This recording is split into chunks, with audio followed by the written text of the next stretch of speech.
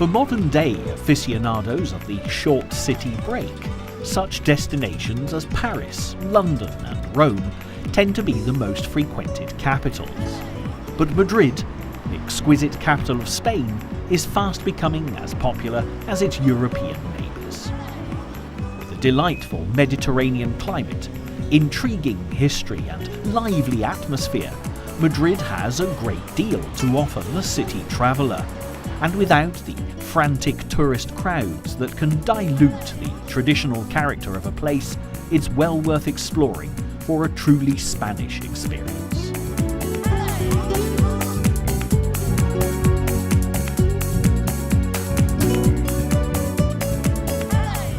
Founded on the river Manzanares, there's been a settlement here since before records began.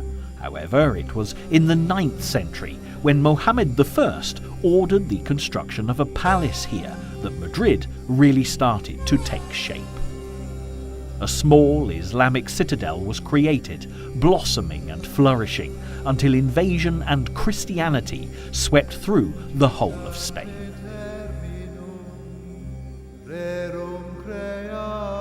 Today there are many different peoples and their religions represented in this cosmopolitan city, which certainly adds to the vibrant, colourful atmosphere of Madrid. Nevertheless, it is without doubt early Christian and royal influences that have shaped much of the city that you'll see today. Down through the ages, many fine cathedrals and palaces have been commissioned, along with museums, gardens and wonderful plazas, and the various influences can be spotted with ease when you know where to look. But conflict has also played a huge part in the shaping of Madrid, with the city enduring revolutions, dictatorships, republics, civil war, and in more recent years, horrific terrorist attacks. Fortunately, the fabric of Madrid, most notably the architecture, so loved by the Spanish, has remained intact, and the rest of the world is now realising what a wonderful city this is. What's more, the Madrileños are a people who still embrace the past, because it's taught them how to live for the present and future, making Madrid a truly unforgettable place to visit.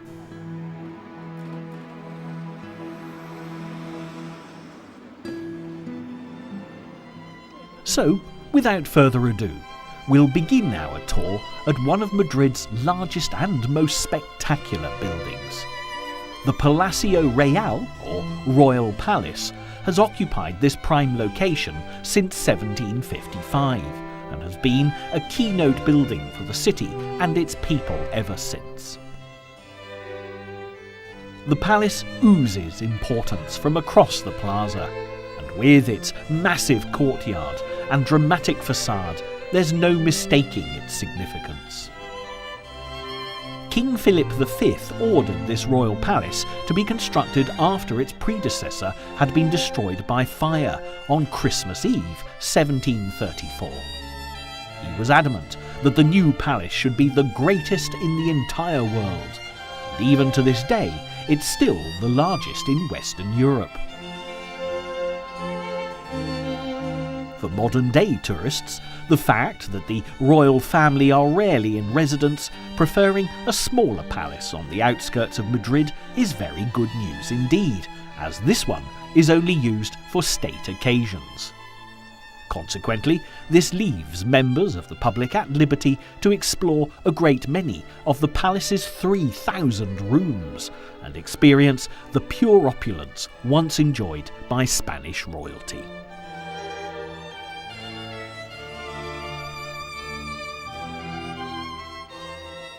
Even if you don't have the time to take a palace tour, there's plenty to still look out for, as every detail has been attended to, including pavements and lampposts of the finest quality in the great Plaza Armas.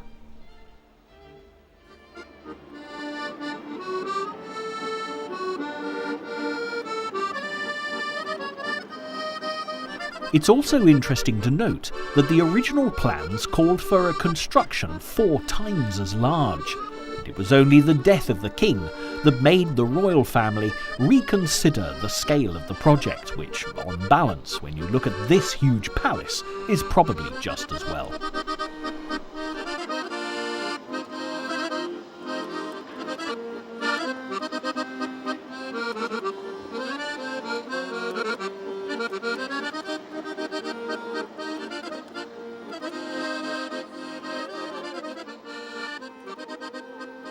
Our next stop on this tour of Madrid is the city's opera house, the Teatro Real, known locally as the Real, which simply means royal. Finding this location is actually very easy, as it's situated opposite the royal palace on the other side of the Plaza de Oriente. Ever since its completion in 1850, the Opera House has been entertaining people from all over the world, thanks to the spectacular acoustics. And with 5 levels accommodating an audience in excess of 1,600, the atmosphere here is absolutely unique. The original 19th century building was inaugurated by Queen Isabel II to mark her 20th birthday. But as the years progressed, the Opera House fell into decline, and after being used as a weapons store during the Spanish Civil War, the damage got progressively worse until it was eventually closed in 1988. In 1991, an ambitious project to renovate the Opera House was undertaken, and it finally reopened in 1997 to great acclaim. Before moving on, it's also worth stopping to look at the Plaza del Oriente, where the Opera House can be found, as it's one of Madrid's many stunning plazas, complete with an elegant semicircular design, glorious trees and impressive statues of Spanish royalty. There's nothing quite as delightful as wandering amongst the statues or having a meal at one of the inviting restaurants that surround the plaza. Before moving on to visit another of Madrid's top tourist attractions.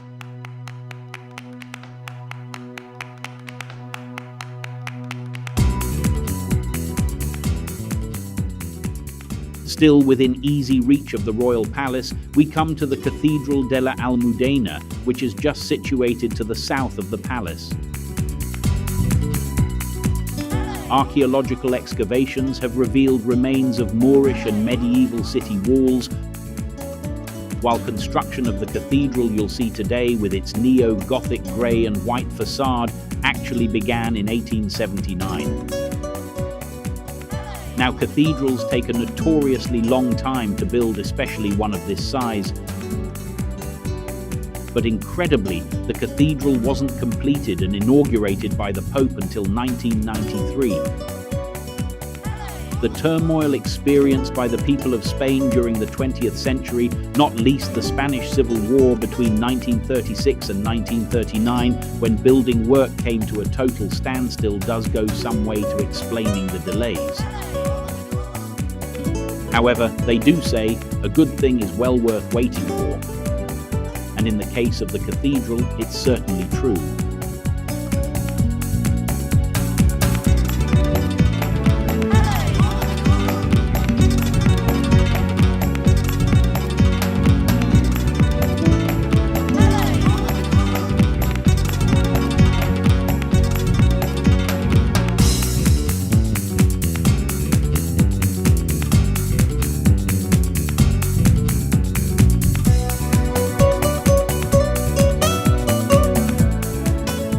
Talking of history, if you want to get a real feeling of old Spain, it's well worth heading for the Plaza de la Villa. This is the oldest square in all of Madrid, situated just east of the cathedral, and is at the centre of the district known as Old Madrid. In its earliest incarnation, this square would have been a bustling market during medieval times, but things do seem to be somewhat calmer nowadays. Even though much of the square has been restored over the years, as you look all around there still remains a wonderful air of traditional Spanish authenticity.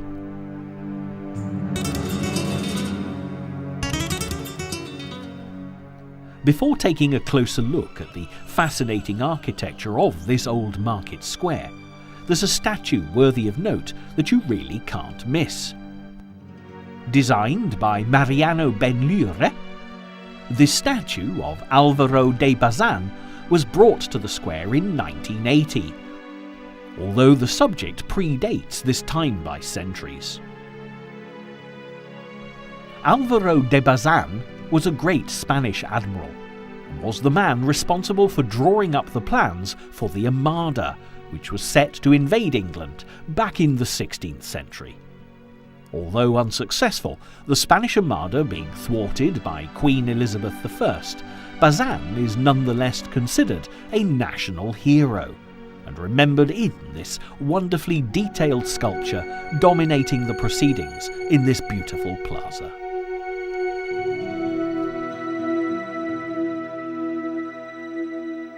While here, there are three buildings in particular worthy of note. The first is the early 15th century building Torre de los Lujanes, which is the oldest structure within the plaza. The front of this building looks fairly new, but if you take a look just above the main doorway, there's a clue that tells us how old this building really is. The coat of arms over the wooden door is from the first owner's family and is one of the few original medieval reminders of old Madrid. The building's other claim to fame is that it once imprisoned the King of France, Francois I, after his defeat at the Battle of Pavia in 1525. As the years passed, new buildings were constructed around the square, including the Casa de Cisneros, which was completed in 1537. This was originally built for the nephew of Cardinal Cisneros, who was the founder of Madrid's University of Alcalá. This is a superb example of Spain's plateresque style, which was typical of the early Renaissance, and looking around, there are some fine details. A later example is the town hall attached to the Casa de Cisneros by an enclosed bridge that was added to the square in 1695 and is definitely one of the highlights of the plaza. The facade of the building has the austere brick and stonework that is such an iconic feature of Spanish design of this era. And the steeple-like towers and dormer windows make the building a fine classical example of 17th century Spanish architecture.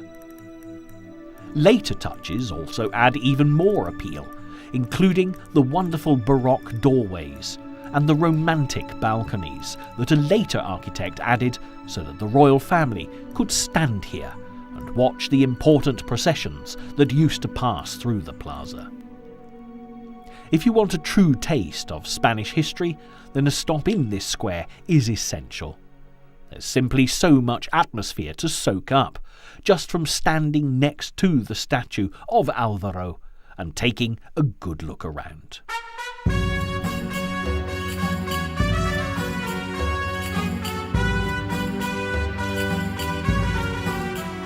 Madrid is blessed with many of these historic squares. Another wonderful example is the Plaza Mayor, which is just 200 meters east of the Plaza de la Villa. It's probably fair to say that this is the most famous square in Madrid, although it does compete at times for the honour with the nearby Puerta del Sol, the gateway of the sun, at the very centre of the city.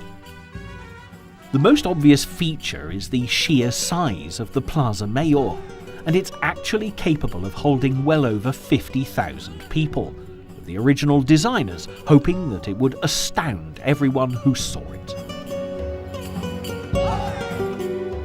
Even by today's standards, the plaza still impresses, and with its fine architecture and sculptures, it's well worth taking a closer look.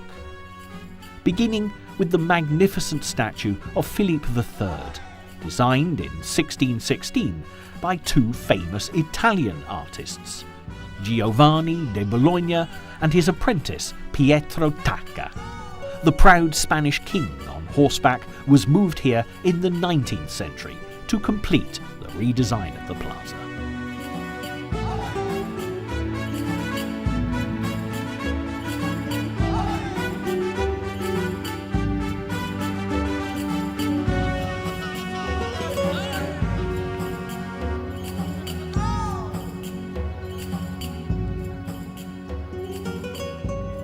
In fact, what you actually see here today is comparatively recent when compared to the square's long and illustrious history. This has been a public space since the early beginnings of Madrid's story.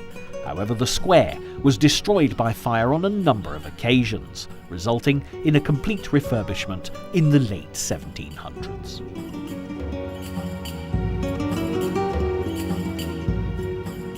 To discover more, look out for the lampposts that surround the statue, which depict life in this square in days gone by.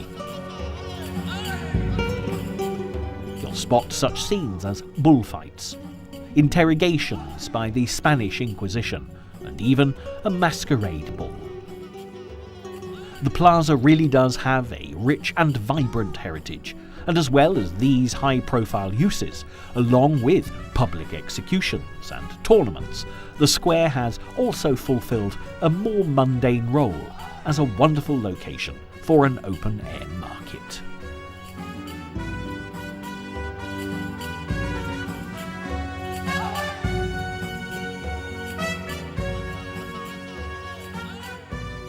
The Casa della Panaderia, which got its name as the headquarters of the Bakers' Guild, can easily be spotted thanks to the wonderful figurative paintings that adorn the facade. However, these paintings are not as old as they first appear. The originals were deemed beyond saving in the 1980s, and the newer designs, based upon the zodiac, were not added until 1992.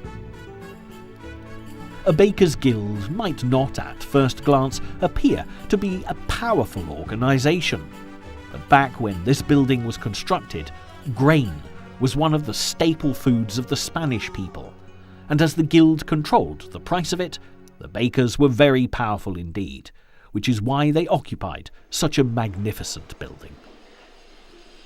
Today, many of the architectural treasures around the square are now simply government offices or have been turned into wonderful little cafes.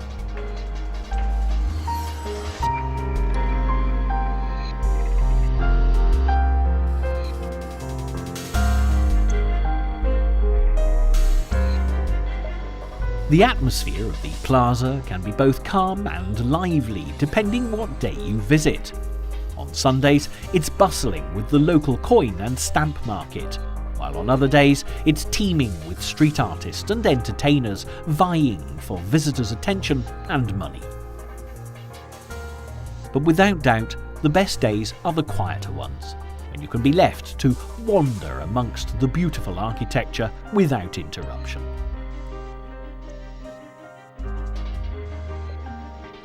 The Casa della Carniceria is equally as delightful as the Casa della Panaderia, and used to be a meat market. However, it wasn't always quite such a pleasant sight as the public gallows stood right outside. But that was a very long time ago, and this square is now one of the most welcoming places in all of Madrid. In fact, Madrid really has a wonderfully welcoming atmosphere wherever you go, and even our next location, with all its glamour and glitz, still retains that Spanish warmth which visitors the world over adore.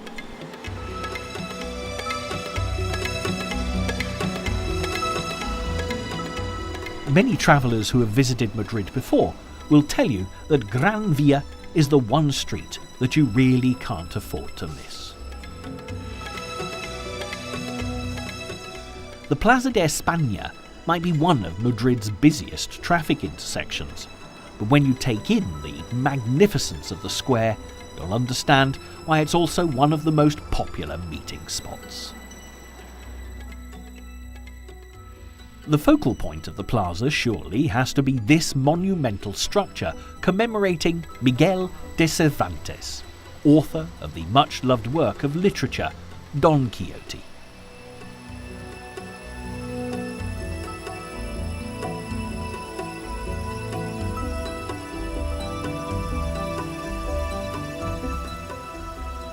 foot of the monument is a picturesque water feature, and in front of this there are two bronze figures representing Don Quixote and his loyal companion Sancho Panza, setting out on another exciting adventure.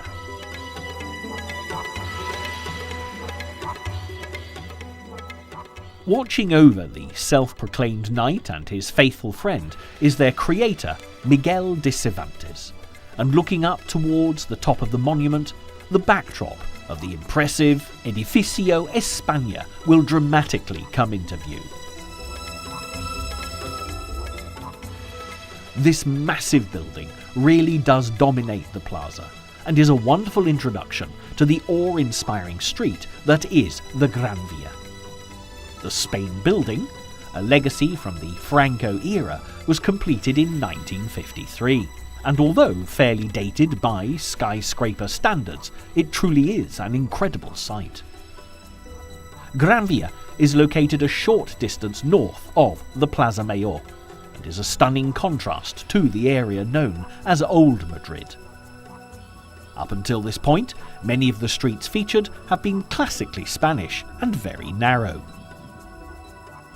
However, by the mid-1800s, Madrid's growing affluent society wanted to rid the city of these old streets, and instead created large, wide avenues, of which Gran Via is a very fine example indeed. Everywhere you look along the Gran Via, there are stunning buildings reaching skyward, and a walk in the direction of Plaza de Cibeles will take you into the heart of Madrid's very popular cinema district.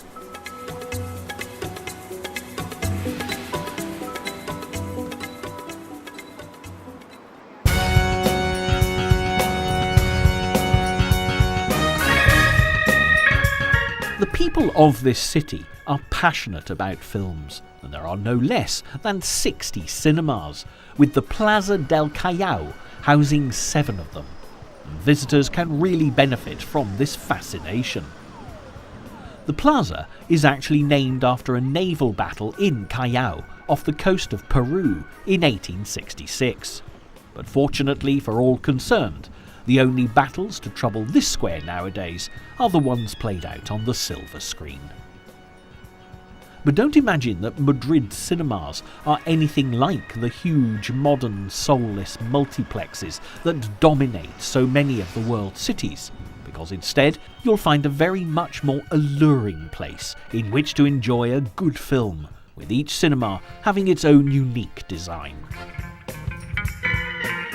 One of the square's finest is the Capitol, housed in the building of the same name. This is an Art Deco masterpiece that was built in 1933, and the simple lines and curves of this cinema's exterior are unmistakably from this incredibly elegant period, and watching a movie in this unforgettable district will add an extra special experience to any tour of Madrid. As shopping districts go, this wide, luxurious avenue is as fabulous as anything you would find in Rome, Paris, or New York, and the rich and famous definitely wouldn't feel out of place. On both sides, there are lavish buildings, demonstrating all manner of interesting and arresting designs, and the unmistakable Telefonica owes much to the early classic skyscrapers of New York.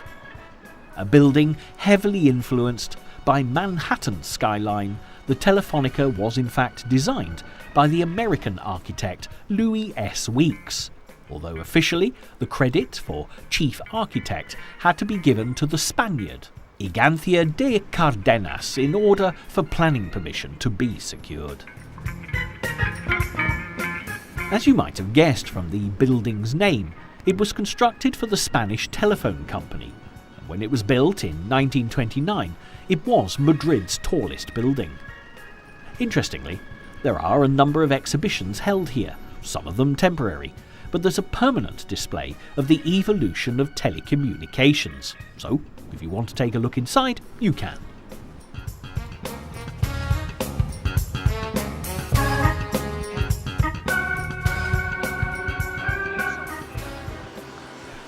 Reaching the eastern end of the Gran Via, the next logical stop on our tour has to be one of the loveliest squares in Madrid, the Plaza de Cibeles.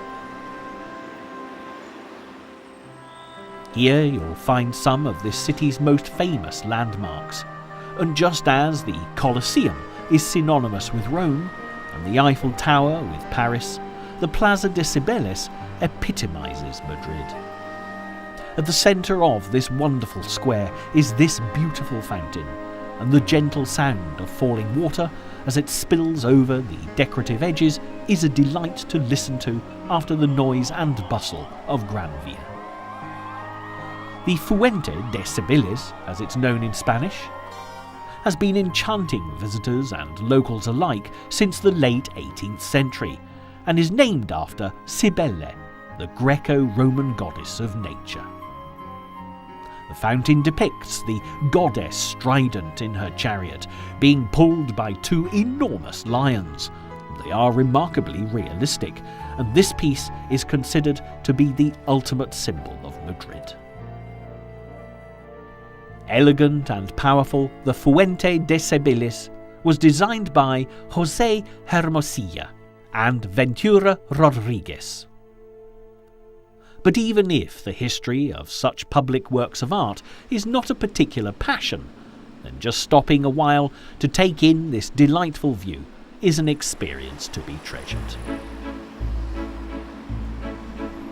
Once refreshed by the fountain, visitors can then proceed to discover other examples of Madrid's culture in this truly lovely part of the city.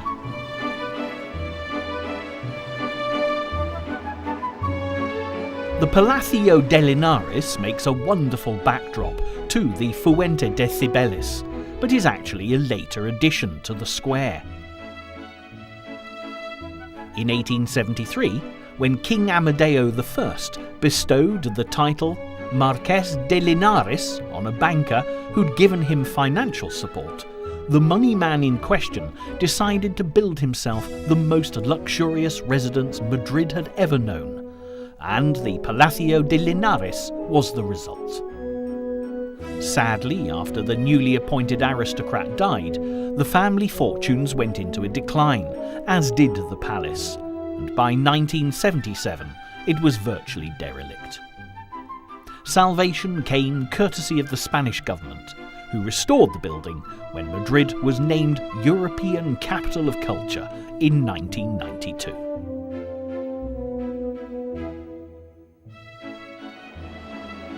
Another contender as the grandest and most impressive of the plaza's landmarks has to be the Palacio de Comunicaciones. The locals humorously refer to this building as Our Lady of Communications, because despite illusions of grandeur and all the style of a magnificent church, it is in fact Madrid's post office. In almost any other city in the world, the central post office would be just like any other functional public building. Yet in Madrid, it could indeed be the palace of its title, and is without doubt an architectural masterpiece. With ornate towers and a distinctly Gothic feel to the facade, this is probably the most remarkable post office you're ever likely to see. Constructed in the early 20th century by the architect Antonio Palacios, the design has been likened many times to that of a wedding cake, and even the interior is stylishly ornate. Today's customers can fill out forms at wood and brass lecterns before receiving the up-to-the-minute service of a 21st century post office. Now, it may seem a strange notion, but if you'd like to know more about the Spanish postal system, then this building houses a little-known yet intriguing museum. Here you'll find all sorts of curiosities, including old telephones, mailboxes and uniforms, just as you'd expect, as well as more unique items, such as a stuffed carrier pigeon, a cage for mailing bees, and a letter written on bread by a soldier who'd apparently run out of paper. This is indeed a very unusual post office in every respect. The people of Madrid are very fortunate indeed, because after they've completed their transactions at the post office, a visit to the bank, right next door, is an equally culturally enriching experience. The Banco de España building dates back to the 1880s and is a work of art in itself, but customers can find themselves walking along corridors decorated with all manner of treasures, including paintings by the most famous Old Spanish master, Goya. However, there is one historic part of the bank that's sadly off limits to the public. Way down, 30 metres in fact, below street level, is a chamber that has an island at its centre, where the vault containing the bank's gold reserves can be found. A moat surrounds the island, and in case of any threat of robbery, the chamber would be flooded. Today, the security is, of course, much more sophisticated, but you can't help but be impressed by the resourcefulness of the Spanish bankers all those years ago.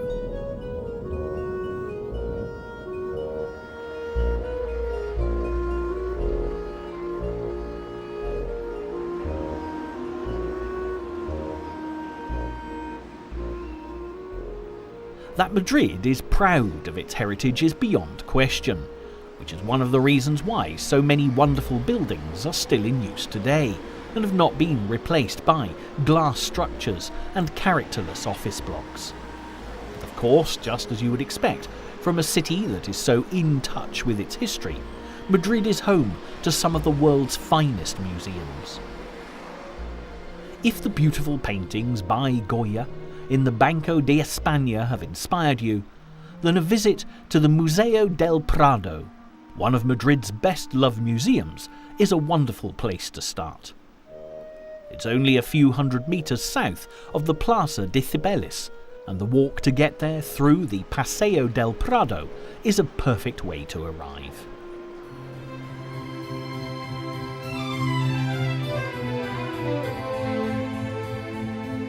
The Prado Museum is renowned for housing the greatest collection of European art from the 12th century right through to the 19th. And when you come face to face with the impressive facade, you'll immediately appreciate just how special this place is, and that's before you even step inside. The original museum was founded in 1819, but plans were for a museum of natural sciences. However, after the 40 years it took to complete the construction, there was a change of plan, and the Prado became an art gallery instead. This proved to be very good news for the people, not only of Madrid, but also the entire world, as the collection contained within has something to please every art lover. Because of this being such a huge collection, the museum has had to constantly grow to accommodate all the treasures, and they're still in the process of building new wings today. Along with all the new rooms, there are also new entrances, so there are many different ways to gain access and explore the works of art. The most famous and impressive of the entrances is the one on the west side, otherwise known as the Velázquez entrance. With its striking columns and statues, the architecture is as much a masterpiece as anything to be found within. Taking pride of place at the centre of the Velázquez entrance is a fine sculpture by Aniceto Mallinas of the great Spanish painter Diego de Velázquez, giving this part of the museum its name. Velázquez was one of the leading artists at the court of King Philip IV, producing many paintings for the royal family during the 17th century, and it was by royal decree that a statue was put here in his honour. As stunning as this gallery might be, there'll be many people who are interested in artworks that belong to a more modern era than those on display in the Prado. Fortunately, in a city that embraces the art of every age, visitors need only walk a few hundred metres south to discover another museum of art, with exhibits from the 19th century to the present day. Even if you were unaware of what this next museum contained, chances are most people would work out that it housed modern art due to the stylish building that is home to Madrid's more contemporary collections. The Centro de Arte Reina Sofia has been created in Madrid's former General Hospital, which was originally built in the late 18th century and is named after Queen Sofia, who inaugurated the museum after its renovation with her husband, King Juan Carlos, in September 1990. Today, it looks nothing like a hospital, with the huge glass elevators that now adorn the front of the gallery, totally transforming this once austere building. And it's fascinating to just stand here and watch as visitors are whisked to the various floors to see some of the world's most celebrated works of modern art. From famous works by Picasso, most notably Guernica, to surrealist masterpieces by Miro, the Sofia Gallery really is quite remarkable, and even those who are not fans of modern art can still appreciate the importance of this very special museum.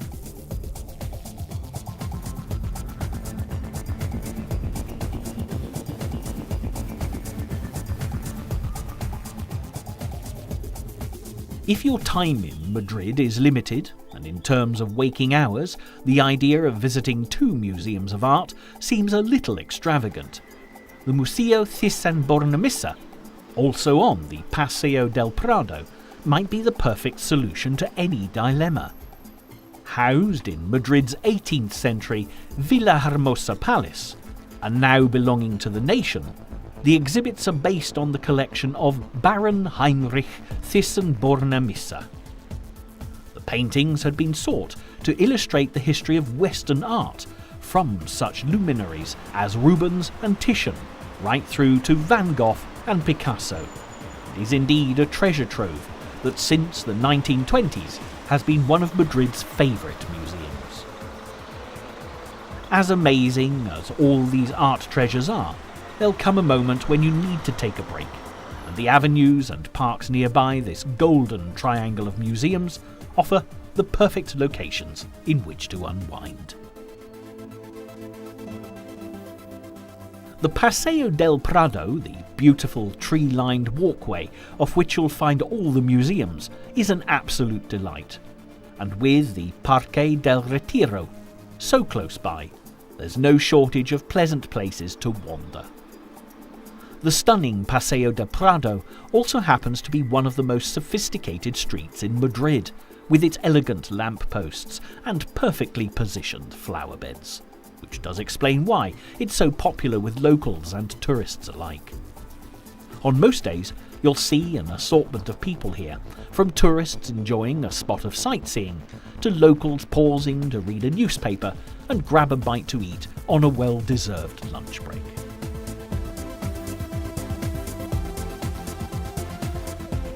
Paseo del Prado shares that same wonderful energy and warmth that can be experienced wherever you go in Madrid, and it bodes very well for this city's future, that the people who live here seem to love their city every bit as much as the tourists do.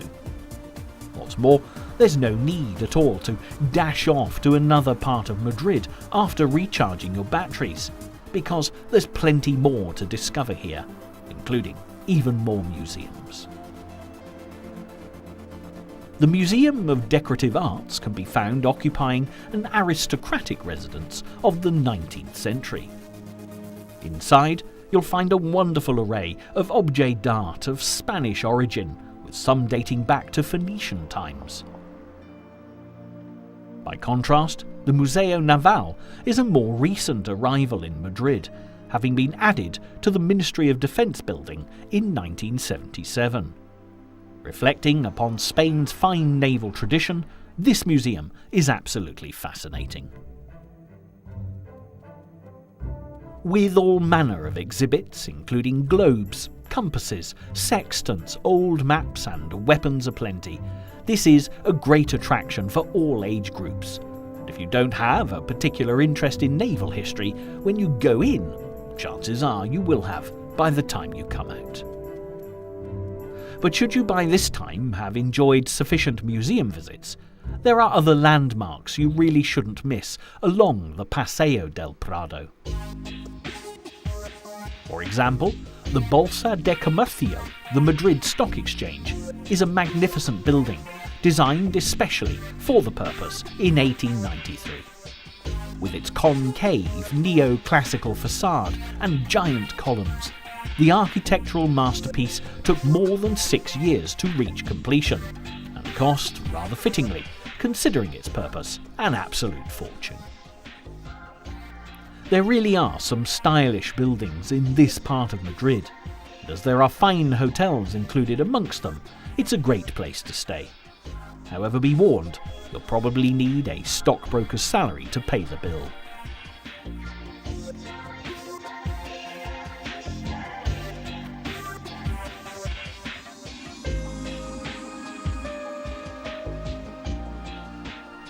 The Ritz is said to be the most extravagant hotel in Spain, commissioned by King Alfonso XIII in 1906, when he was embarrassed by a lack of luxurious accommodation available in the city for his wedding guests. Each of the 158 rooms is beautifully decorated in a different style, and opulence, without doubt, seems to be the best word to describe this hotel, as much today as when it was first built.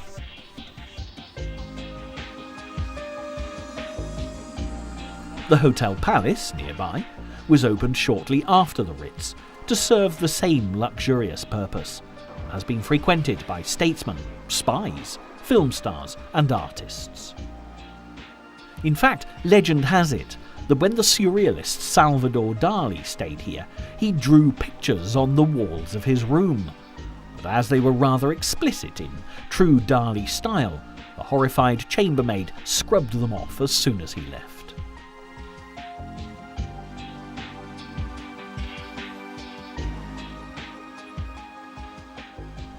Moving on, there's another delightful fountain to look out for, this time depicting Neptune, the god of the sea.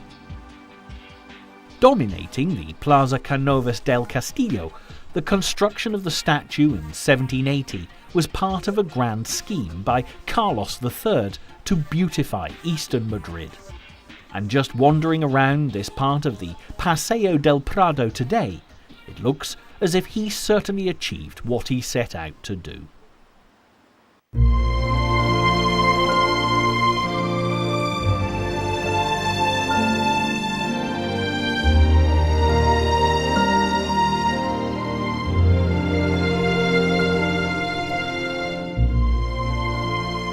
And while we're on the subject of aesthetic cityscaping, our next port of call, the nearby Royal Botanical Gardens, are a true delight.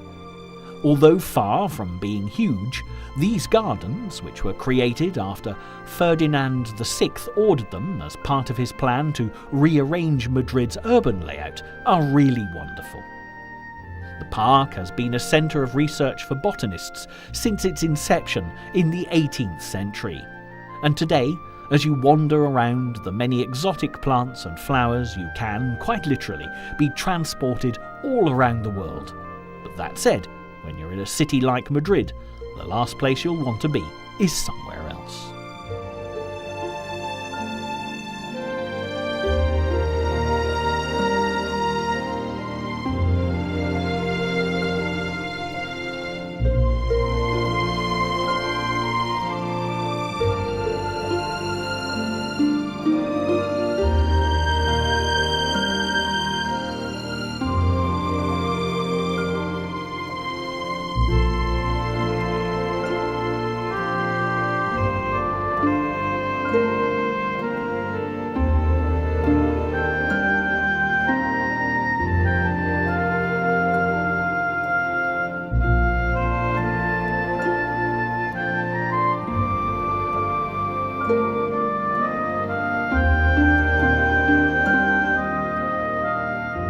If after enjoying the flora and fauna of the Royal Botanical Gardens, you find you've acquired a taste for trees and flowers, our next destination, the Parque del Retiro, again within easy walking distance of all our museums, will provide the perfect variation on a theme. Here, even at peak times of the year, you really can escape the crowds and the hustle and bustle of Spain's capital city and enjoy a tranquil haven at the very heart of Madrid. For the best way to see the Parque del Retiro, it's best to head for the Plaza de la Independencia, which is situated at the northwesterly tip of the park. In fact, some people make a special trip here just to see the magnificent Puerta de Alcalá, and down through the years this beautiful five-arched gate, albeit now at the centre of a busy traffic junction, has evolved as one of Madrid's greatest icons. Interestingly, this is in fact a replacement for a smaller gate that stood in its place, because originally Philip III wanted a grand entrance for his wife, so that she could pass through it and be welcomed into Madrid. However, even though the construction satisfied Philip III and his wife in 1599, when Carlos III came to the throne more than 150 years later, he wasn't very impressed with the former monarch's work. He ordered that it be torn down and a far finer gate constructed instead, one that would do himself and the city of Madrid justice. Today, standing in the presence of this fine gate, you can't help wondering if perhaps the vanity of historic kings isn't sometimes a good thing, especially on this particular occasion.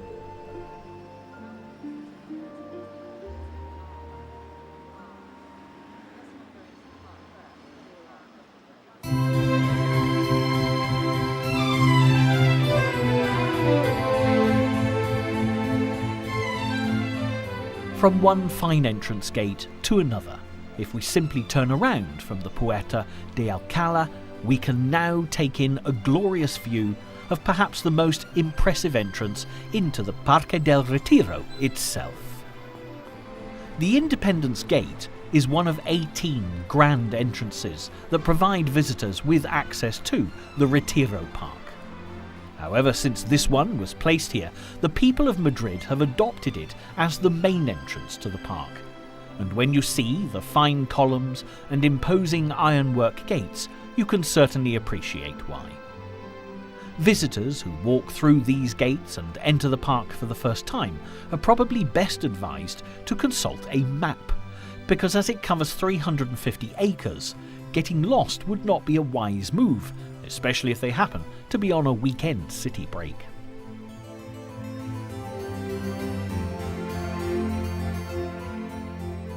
Today, we've chosen to start our tour of the park in one of its more peaceful spots, because having already experienced so much of the energy and fast-paced excitement of Madrid, a little peace and tranquility will be no bad thing.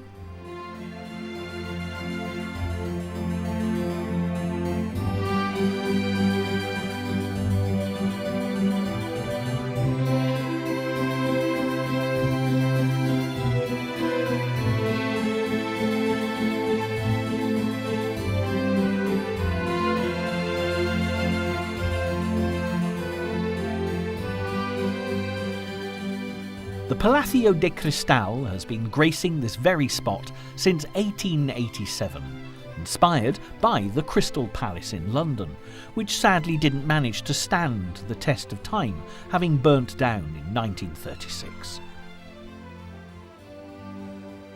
Madrid's gloriously intact version has views over a picturesque lake, surrounded by trees, and it's a great introduction to the park, where, if they have the time, visitors can explore the many paths and trails that lead off into this wonderful green space. The building itself, despite being well over 100 years old, sparkles like new, and with its shimmering glass panels and beautifully arched roof, this is one of Madrid's brightest treasures and well worth searching out.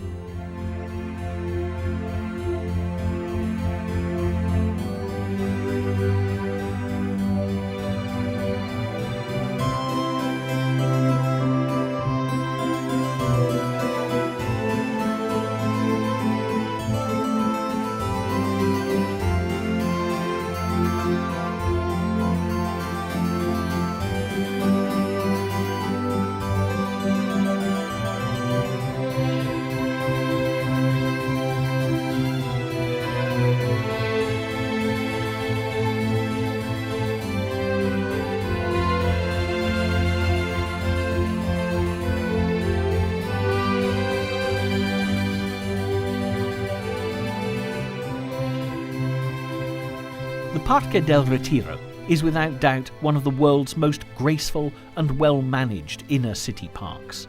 And situated towards the southeastern end is the Rosaleda, or Rose Garden.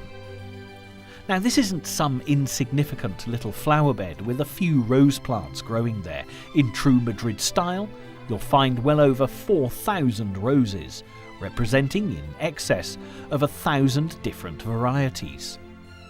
This beautifully designed garden, with water features, sculpted hedges and arches, has been here since 1915 and is very popular indeed.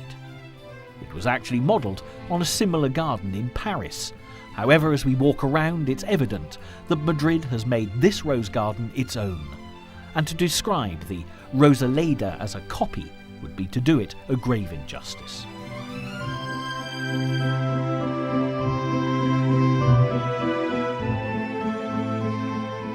Sadly, our time exploring not only this intriguing park, but also the city of Madrid is now drawing to a close.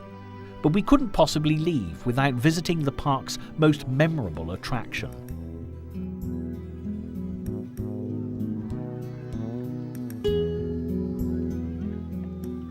The Alfonso Monument, overlooking the park's wonderful boating lake, is truly magnificent.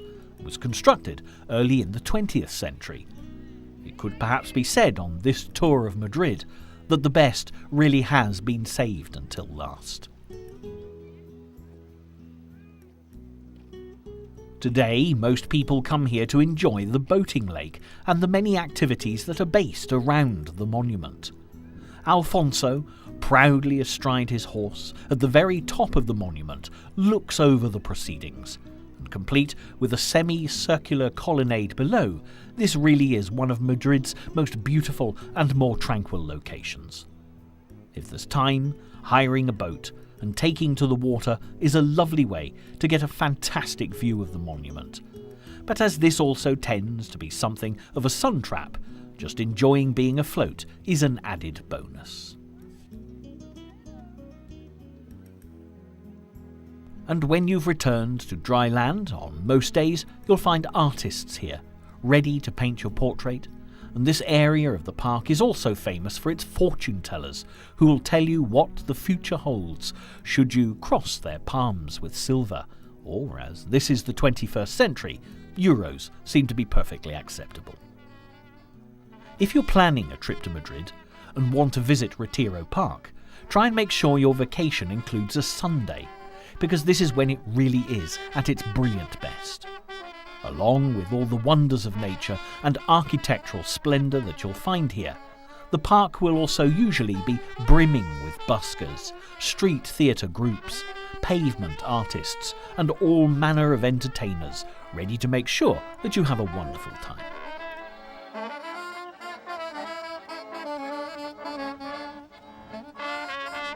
Madrid, as a city break destination, will, as time goes by, become ever more popular, as there's just so much to see and do here.